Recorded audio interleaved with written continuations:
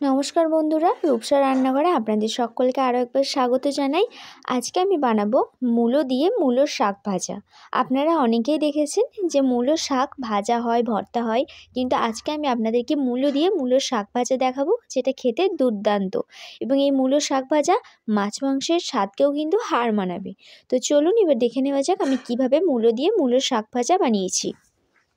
তো মূলো দিয়ে মূলোর শাক ভাজা করার জন্য আমি এখানে মূলো এবং মূলোর শাকটাকে দুটোকেই নিয়েছি।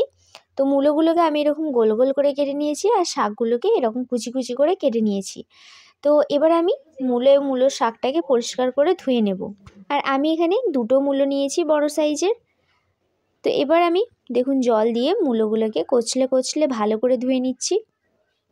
মূলোগুলো এখন একটা কালচে বর্ণ হয়ে আছে, জল দিয়ে ধোয়ার ফলে কিন্তু সে কালচে বর্ণটা চলে যাবে। তো এই যে আমি মূলো এবং মূলোর শাকটাকে পরিষ্কার করে ধুয়ে নিয়েছি। তো এবার আমি এটাকে সিদ্ধ করে নেব। তো সিদ্ধ করার জন্য আমি এখানে নিয়েছি একটা কড়াই। আপনারা চাইলে এটা প্রেসার কুকারেও করতে পারেন, কিন্তু প্রেসার কুকারে মূলোগুলো খুব বেশি সিদ্ধ হয়ে যাবে। তো এবার আমি কড়ার মধ্যে দিয়ে দিচ্ছি সামান্য একটু জল, আর দিচ্ছি সামান্য একটু লবণ। লবণ দিলে শাকটা খুব তাড়াতাড়ি সিদ্ধ হয়ে যায়। আর দিচ্ছি হাফ চামচ পরিমাণে হলুদের গুঁড়ো।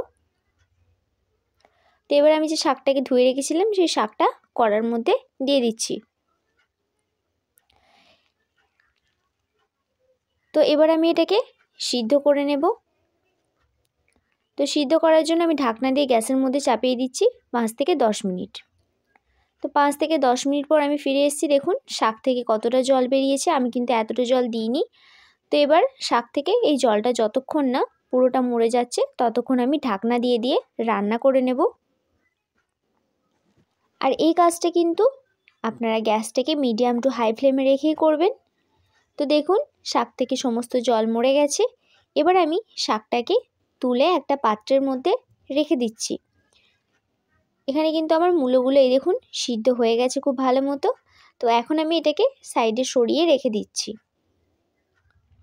এরপর গ্যাসের মধ্যে আমি একটা কড়াই দিয়ে তাতে দিচ্ছি 2 চামচ পরিমাণে সর্ষের তেল।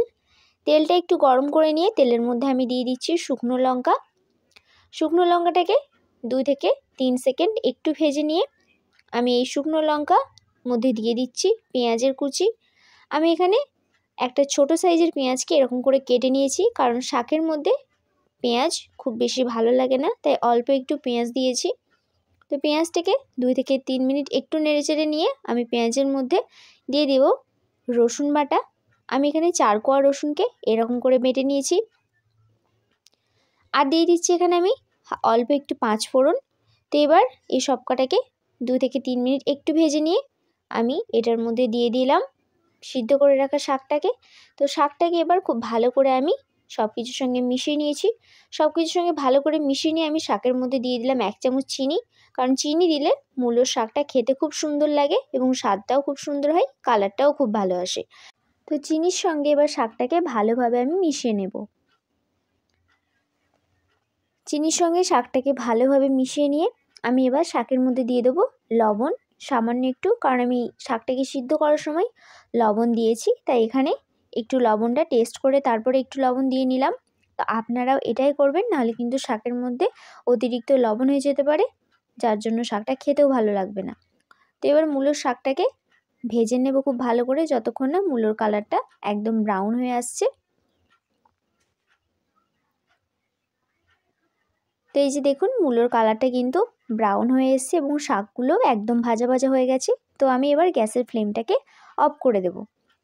তো আমি গ্যাসের ফ্লেম অফ করে দিয়েছি। দেখুন এখানে শাকটা কত সুন্দর হয়েছে। এরকম শাক যদি গরম ভাতের সাথে পাওয়া যায় তাহলে দুপুরটা কিন্তু একদম জমে যাবে। তো এবার আমি শাকটাকে একটা প্লেটের মধ্যে সার্ভ করে নেব। আপনারা এখানে দেখেই বুঝতে পারছেন যে শাকটা কতটা সুন্দর খেতে হবে। তো আজকের রেসিপিটা যদি আপনাদের ভালো লাগে অবশ্যই লাইক কমেন্ট শেয়ার করে দেবেন, এবং আপনারা অবশ্যই একবার এইভাবে মূলো দিয়ে মূলোর শাক ভেজে দেখবেন, খুব সুন্দর খেতে হবে। তো আজকের মতো এই পর্যন্তই, আবার দেখা হবে অন্য কোনো নতুন রেসিপির সঙ্গে। ততক্ষণ সুস্থ থাকবেন, ভালো থাকবেন।